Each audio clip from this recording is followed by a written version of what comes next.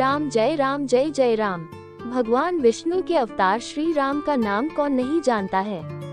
रामायण महाकाव्य के रचयिता महर्षि वाल्मीकि ने अपने ग्रंथ में लिखा है कि भगवान श्री राम में वैदिक सनातन धर्म की आत्मा कहे जाने वाले सभी गुण विद्यमान हैं।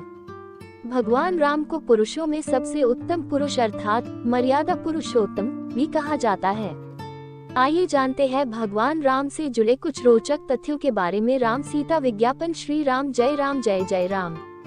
भगवान विष्णु के अवतार श्री राम का नाम कौन नहीं जानता है। रामायण महाकाव्य के रचयिता महर्षि वाल्मीकि ने अपने ग्रंथ में लिखा है कि भगवान श्री राम में वैदिक सनातन धर्म की आत्मा कहे जाने वाले सभी गुण विद्यमान हैं। भगवान राम को पुरुषों में सबसे उत्तम पुरुष अर्थात मर्यादा पुरुषोत्तम भी कहा जाता है। आइए जानते हैं भगवान राम से जुड़े कुछ रोचक तथ्यों के बारे में। Trending videos. भगवान श्री राम का जीवन परिचय। श्री राम कथा Ayodhya and 10 untold stories about Lord Rama 2 of 7। त्रेतायुग में जन्मे भगवान श्री राम अयोध्या के महाराज दशरथ के सबसे बड़े पुत्र थे। लक्ष्मण, भरत, शत्रुघ्न राम के भाई थे। भगवान राम की मां कौशल्या थी और शेष सुमित्रा और कैई के पुत्र थे। भगवान राम का विवाह मिथिला नरेश राजा जनक की पुत्री सीता के साथ हुआ था। लक्ष्मण की पत्नी उर्मिला, शत्रुघ्न की पत्नी श्रुतकीर्ति और भरत की पत्नी मांडवी थी।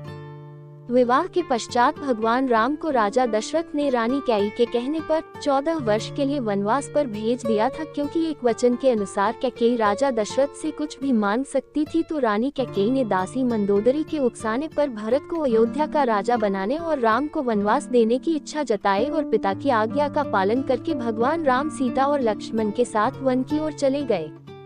ब्रह्मा, विष्णु तथा महेश में से भगवान विष्णु ने संसार की भलाई के लिए कई अवतार लिए हैं। भगवान विष्णु द्वारा कुल 10 अवतार लिए गए, जिसमें से भगवान राम 7वें अवतार माने जाते हैं और यह अवतार भगवान विष्णु के सभी अवतारों में से सबसे ज्यादा पूजनीय माना जाता है। भगवान श्री राम के बारे में महर्षि वाल्मीकि द्वारा अनेक कथाएं लिखी गई हैं।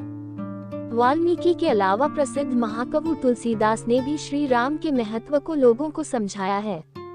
भगवान राम ने कई ऐसे महान कार्य किए हैं जिसने हिंदू धर्म को एक गौरवमय इतिहास प्रदान किया है। भगवान विष्णु ने राम बनकर असुरों का संहार करने के लिए पृथ्वी पर जन्म लिया। भगवान श्री राम ने मात्र घटाव पितृ भक्ति के चलते अपने पिता राजा दशरथ के एक आदेश पर 14 वर्ष तक वनवास काटा।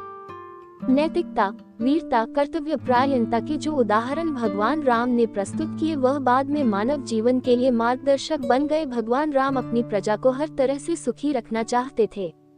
उनकी धारणा थी कि जिस राजा के शासन में प्रजा दुखी रहती है वह राजा नरक भोगी होता है।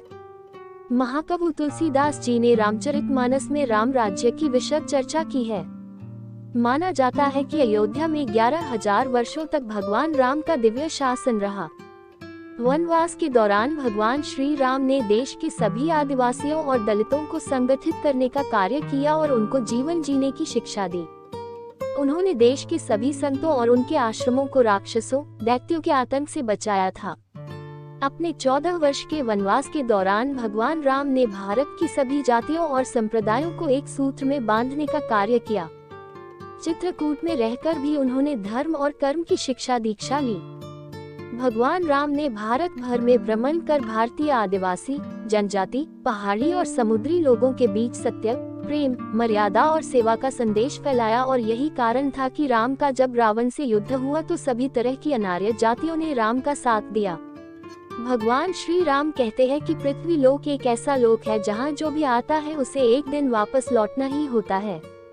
ठीक इसी तरह श्री राम भी अपना मानवीय रूप त्याग कर अपने वास्तविक स्वरूप विष्णु का रूप धारण कर बैकुंठ धाम की ओर चले गए। 1. वनवास के समय भगवान राम 27 साल के थे। 2. लव और कुश राम तथा सीता के 2 जुड़वा बेटे थे। 3. राम रावण युद्ध के समय इंद्र देवता ने भगवान श्री राम के लिए दिव्य रथ भेजा था। 4. भगवान श्री राम ने पृथ्वी पर 10,000 से भी अधिक वर्षों तक राज किया। 5. भगवान राम का जन्म चैत्र नवमी में हुआ था, जिसको भारतवर्ष में रामनवमी के रूप में मनाया जाता है। 6. भगवान राम ने रावण को मारने के बाद रावण के ही छोटे भाई विभीषण को लंका का राजा बना दिया था। 7. गौतम ऋषि ने अपनी पत्नी अहिल्या को पत्थर बनने का श्राप दिया था और इस श्राप से भगवान राम ने ही उन्हें मुक्ति दिलाई थी। 8. अरण्य नाम के एक राजा ने रावण को श्राप दिया था कि मेरे वंश से उत्पन्न युवक तेरी मृत्यु का कारण बनेगा और भगवान राम इन्हीं के वंश में जन्मे थे। 9. माता सीता को रावण की कैद से आजाद कराने के लिए रास्ते में पड़े समुद्र को पार करने के लिए भगवान राम ने एकादशी का व्रत किया था। 10. वनवास वापसी के बाद भगवान राम के अयोध्या वापसी की खुशी में अयोध्या वासियों ने दीप जलाए थे, तब से दिवाली का त्योहार मनाया जाता है। धार्मिक कथाओं के अनुसार भगवान श्री राम के बिना दुनिया भी कुछ नहीं है। नोटर इस आलेख के तथ्य विविध स्रोतों पर आधारित हैं। भगवान राम और रामायण के बारे में ज्यादा जानकारी के लिए रामायण व रामकथा के जानकार व विद्वान से जानकारी लेना बेहतर होगा।